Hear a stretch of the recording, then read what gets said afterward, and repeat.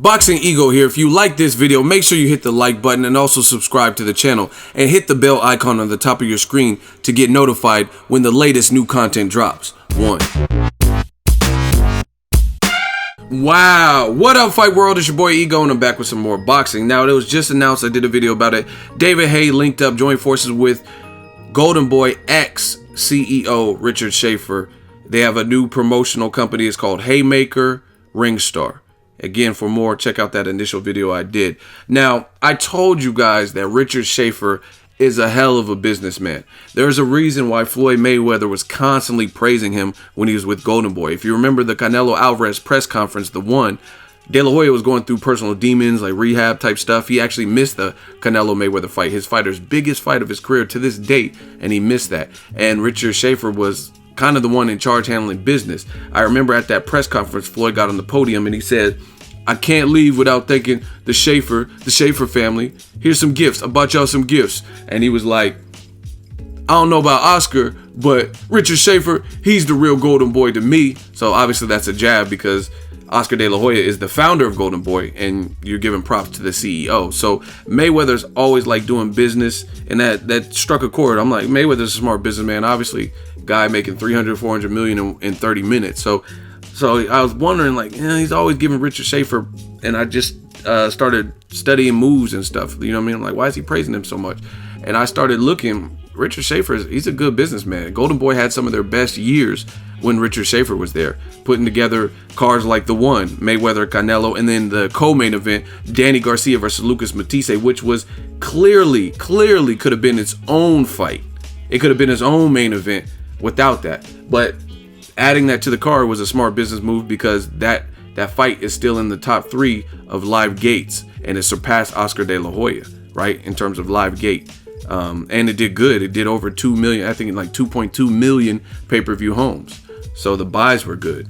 The live gate was good. It was a good fight to me. I mean, if you're a Canelo fan, it wasn't because he was getting dogged. But the co-main event, I liked Danny Garcia Lucas Matisse fight. That was a fun fight.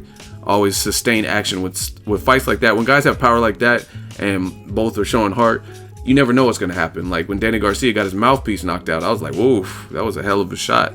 Luckily, Danny Garcia has a chin. But back to Richard Schaefer, I think he's a great businessman. And they just signed someone who's being praised as the next Anthony Joshua.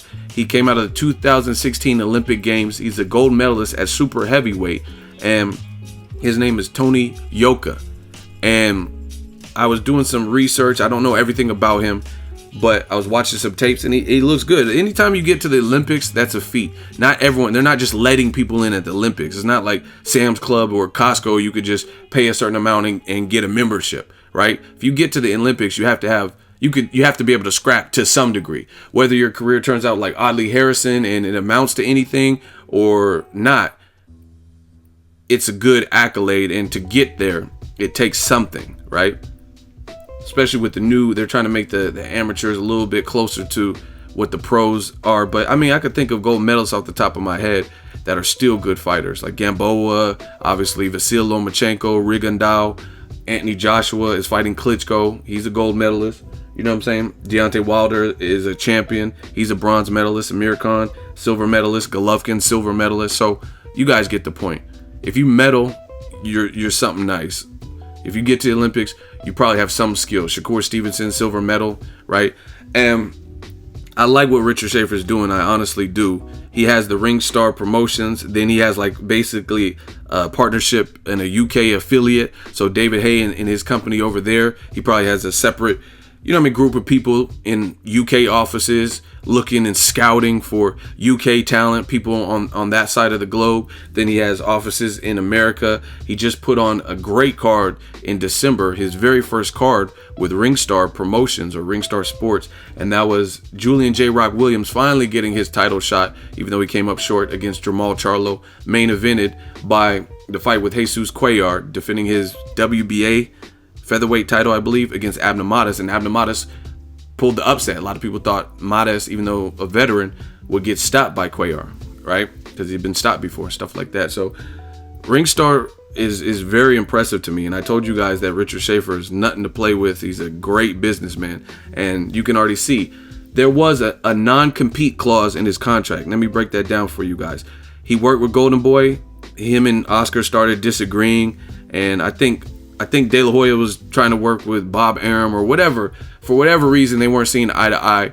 Richard Schaefer stepped down as the CEO, basically leaving the company, but in his contract, it had a non-compete clause. So what that means is he could not re-enter the business world of boxing as a competition, as a promoter for a certain period of time. I think it was 2 years. And then after that 2 years elapsed, you started hearing grumblings and rumors surfaced that Richard Schaefer was coming back. And that's exactly what he did. Last summer, I think, is when it ended. And then you see he filed for the licensing or LLC or whatever for his business, RINGSTAR Sports, and by December he already had a major fight card on a major network in Los Angeles. So great stuff, man, from RINGSTAR. Hell of a business person. Like I said, he's back. Obviously it's a new imprint, so just you can't necessarily live off of your past accomplishments, because who knows, maybe his accomplishments were because of Golden Boy, right? But Richard Schaefer, I think, is proving that he's just, no matter what, like Jay-Z said, put me anywhere on God's green earth, I triple my worth, motherfuckers. Cheer. You know what I mean? And it sounds like he's just overall a good businessman, because even though he's not with Golden Boy, he still has knowledge, and his own company seems to be promising. Now, obviously, he only put together, I think, one card, but he's making smart business moves that I really see paying dividends, because, again, you're signing all these Olympians, Yoka, and he's a 2016. He has a couple other Olympians too. The Medalist brothers. I made videos about this, so you guys can check them on the channel, and they're looking real good too. And it's variety too. You're attacking the UK market, different demographic, challenging matchroom boxing, and then you also have some fighters on this side of the globe, like the Balderas. They're based out of America, Mexican Americans, right? So Schaefer's getting it done. I like this, and it's good for me as a fan, because I don't care. More boxing, more the merrier. So Golden Boy, they announced, and I did a video for this too, that they did a multi-fight deal with ESPN, right? So that's good. But the thing with Golden Boy versus like PBC and Richard Schaefer is PBC, Al Haymon has a good relationship with Richard Schaefer, because Richard Schaefer, you guys realize that Julian J. Rock Williams, Jamal Charlo, Leo Santa Cruz, Abner Mares, or actually not, Leo Santa Cruz don't have nothing to do with it, even though he is, but Abner Mares, Cuellar, those are Haymon fighters. Those are Haymon advised fighters. So obviously that partnership worked, right? To the point where Haymon advises fighters to be on this card by RINGSTAR. So Golden Boy just has a lot of competition, because you have two powerful entities that are currently both growing their independent stables and stuff like that, and it's just, they're putting on crazy fights. So I want to see what ESPN, what fights Golden Boy puts on. I know Golden Boy, they got like Marlene Esparza. She's an Olympic bronze medalist. I expect to see what they do with her career and stuff. But Schaefer, he's just beasting up. Again, I got to research more about Tony Yoka. He will be training in the Bay Area with Virgil Hunter.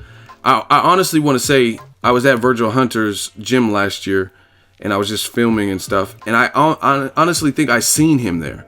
But I didn't know, you know what I'm saying? I didn't recognize him or whatever, or know enough about him. But I think I seen him in there, and he's a pretty big dude. He's like 6'6", 6'5.5", something like that. So he's a big dude, fought a super heavyweight, gold medalist. And again, they're saying he's the next Anthony Joshua. So I'm definitely got my eyes peeled to see what HAYEMAKER, RINGSTAR, and Yoka bring to the table. See how good he really is. I got to do some more research, but obviously I'm happy for Virgil Hunter. His camp and his stable is growing. You got Danny Jacobs, who has like a joint venture with him. He's kind of like adding him as like a second platoon in his training camp for the Golovkin fight. You have Andres Fanfara, who went over there. You have Peter Quillen, who went over there. You have my dude Joey Spencer. Great interviews from him. He's young. He's real young. He's under, I think he's 17, 18. He should be turning pro sometime in the future. He's getting that knowledge in young. You have obviously Andre Ward, light heavyweight champion, just defeated Kovalev. Whether you guys like it or not, that's the fact. Ward has the belt. He's still undefeated.